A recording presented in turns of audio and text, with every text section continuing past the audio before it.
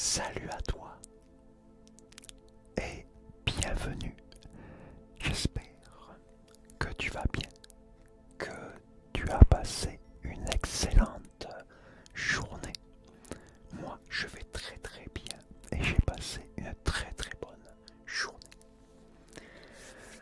Un petit peu de relaxation aujourd'hui, ou peut-être je vais t'aider à t'endormir. Si tu as du mal à t'endormir, c'est le bon moment. Donc, je vais te raconter quelques fables.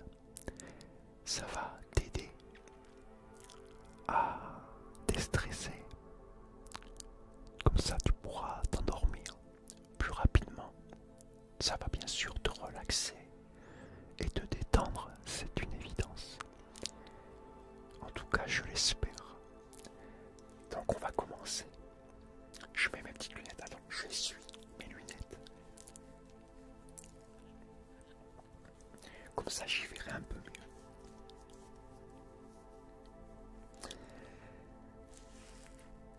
Et hop, et c'est parti. Allez, on va commencer.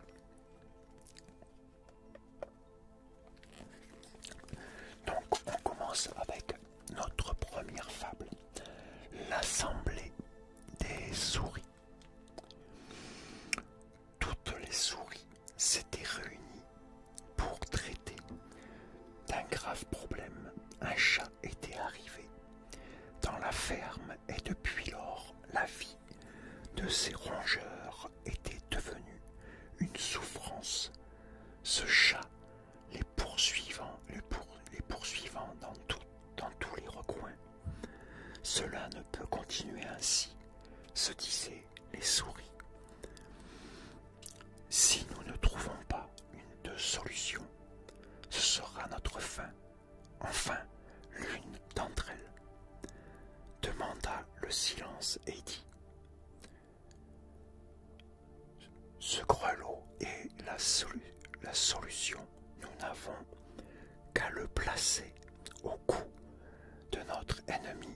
Ainsi, nous l'entendrons arriver de loin et aurons le temps de fuir avant qu'il approche. C'est fantastique, s'écrièrent les souris. C'est une idée géante. Alors répondit l'auteur de l'idée. Il n'y a plus qu'à choisir qui d'entre nous accrochera le grelot au cou du chat. Le silence pesa sur l'assemblée. Puis quelques voix se firent entendre. Je ne peux pas. Personnellement, ça m'est impossible. Et ainsi de suite. La réunion s'éternisa, mais aucune décision ne put être prise. Ce n'est pas tout avoir de bonnes idées. Encore faut-il pouvoir les mettre en pratique.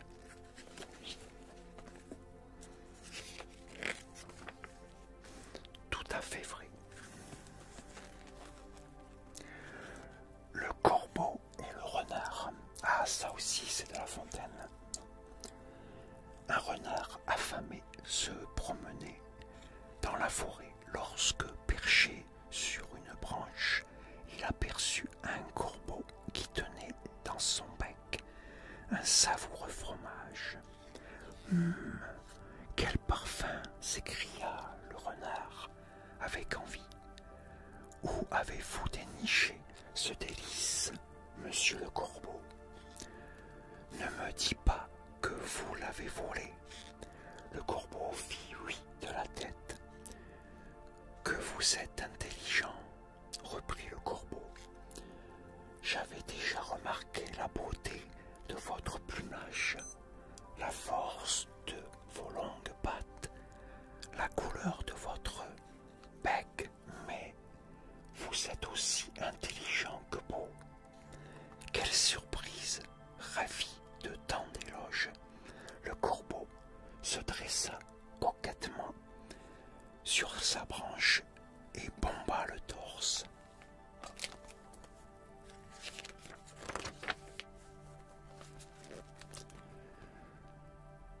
Si la beauté de votre chant égale votre intelligence, je n'hésiterai pas à vous nommer roi des animaux, continua le renard. Mais bien sûr, je n'ai encore jamais entendu votre voix. Le corbeau, succombant aux louanges, oublia que sa voix était loin d'être mélodieuse et se mit à chanter. Croix, croix, croix, croix. Évidemment, en ouvrant le bec, le fromage tomba et le renard n'eut qu'à le cueillir au vol. C'est une chose, demanda le renard en s'éloignant. Ton chant est horrible, tu es trop prétentieux, et comme je viens de le démontrer, tu n'es guère intelligent.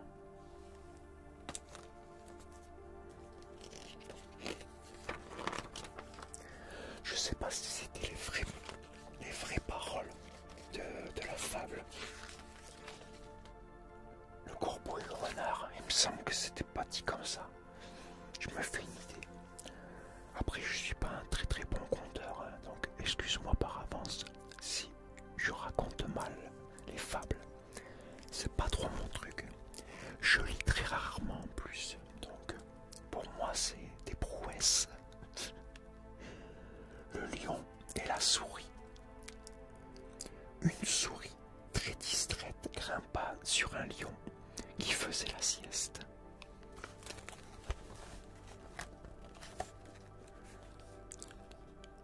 Le terrible animal se réveilla et attrapa le malheureux rongeur dans ses énormes griffes. Il le plaça devant sa bouche, se demandant s'il le mangerait tout de suite. Ne me mange pas, supplia la souris. Donne-moi une bonne raison pour t'épargner, rugit le lion.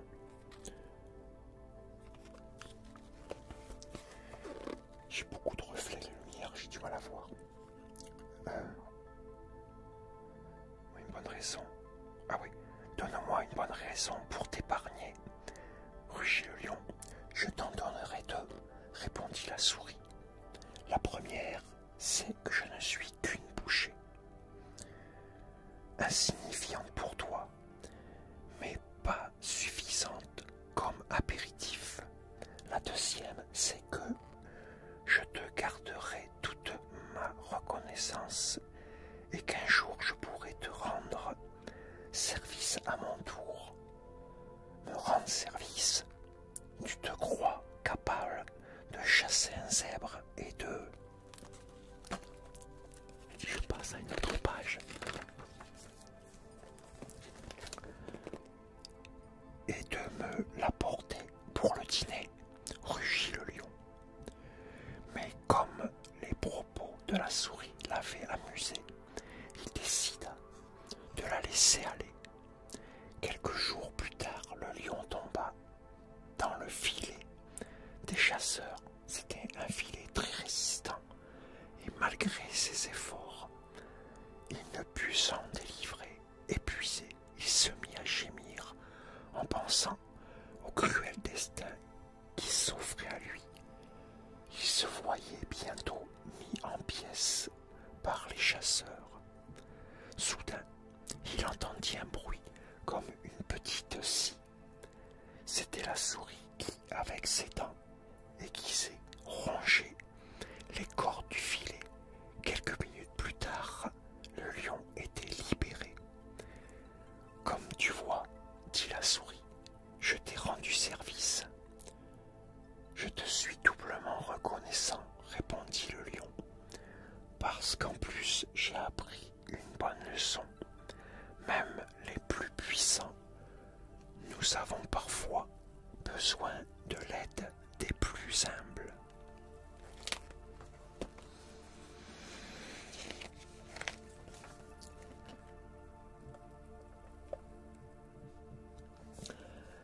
On passe à la cigale et la fourmi, ça aussi c'est connu. Durant tout l'été, la cigale n'arrêta pas de chanter. C'est que, par-dessus tout,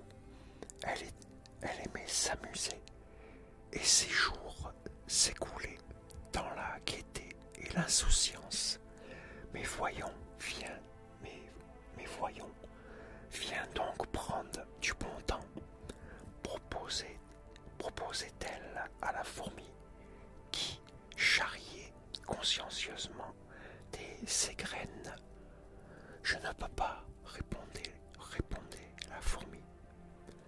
Normalement, ça aurait dû être répondit, la fourmi.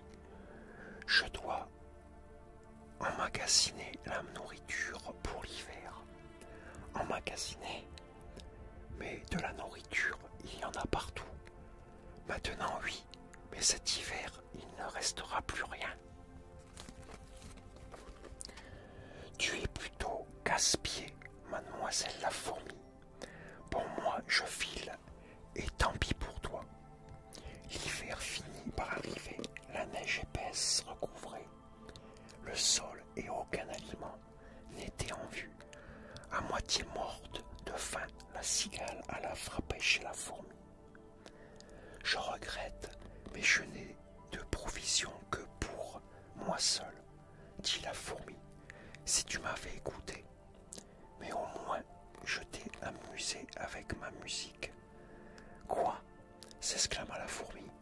Sache que j'ai plus souffert cet été de ton horrible musique que du travail qui me permet maintenant de manger.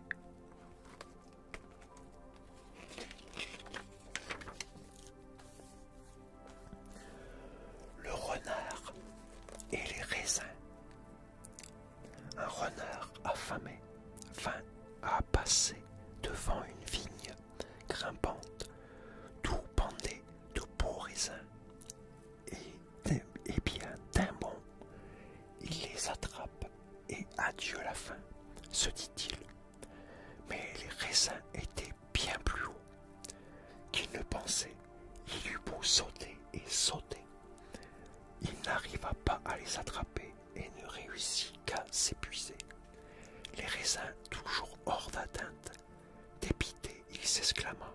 Bof, à quoi ça sert de se déranger? Ces raisins ne sont pas encore mûrs. Peut-être lorsqu'ils auront mûri, sera-t-il temps de revenir les manger.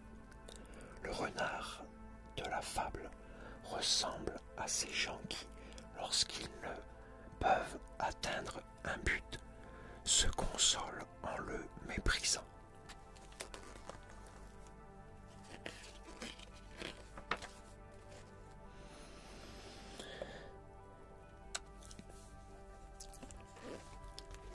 Les deux chèvres. Il était une fois deux chèvres prétentieuses et têtues. Chaque fois qu'elles se rencontraient sur un sentier, au lieu de céder le passage, elles s'affrontaient pour ne pas dévier de leur chemin. « Laisse-moi passer, disait l'une. « C'est à toi de me laisser passer, répondait l'autre. C'est ainsi qu'elles finissaient par se jeter l'une sur l'autre, corne en avant, jusqu'à ce que le choc leur fasse faire demi-tour.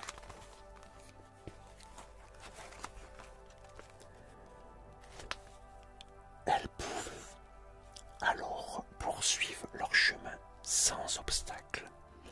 Jusqu'à la prochaine fois. J'espère que tu as compris la leçon. Je ne veux plus te retrouver en travers de mon chemin, disait l'une en guise de revoir. C'est aussi ce que j'espère de toi, répondait l'autre. Un jour, elles se retrouvèrent sur le même tronc, venant chacune d'un bord opposé de l'abîme. En toute logique, l'une d'elles aurait dû céder le passage à l'autre, mais emportées par l'habitude, elles foncèrent l'une vers l'autre, sans penser que l'abîme les guettait. Toutes deux finirent par perdre l'équilibre et s'écraser au fond. J'aurais me dit s'écrasèrent au fond. Pourtant, il aurait été si facile de faire montre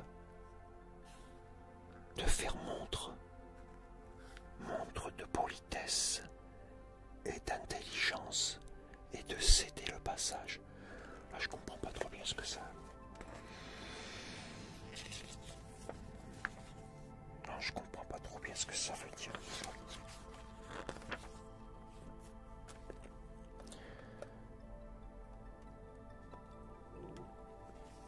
Oh, allez, une petite dernière pour la route.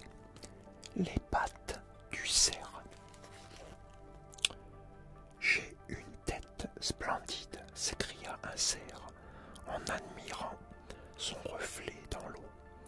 Quel bois magnifique!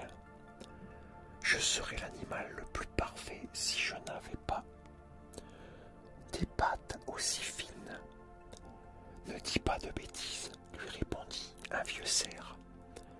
Nos pattes et la vitesse à laquelle elles nous portent sont notre meilleure arme. Quelques jours plus tard, le jeune cerf entendit des coups de feu et des aboiements de chiens. Les chasseurs étaient dans la forêt. Il fallait fuir à toute allure. Le cerf voulut courir, mais quelque chose l'en empêchait. Ses bois s'étaient emmêlés dans les branches. Pris de panique, il secoua sa tête. Avec vigueur et réussit à se libérer. Alors grâce à ses pattes, il put s'éloigner à toute vitesse de ses ennemis. Quelle erreur de croire que mes bois étaient le meilleur de mon physique, reconnut le jeune cerf. À cause de j'ai failli être attrapé, et sans mes pattes, je serais déjà mort. Sachez que parfois, rien n'est plus beau qu'une chose utile.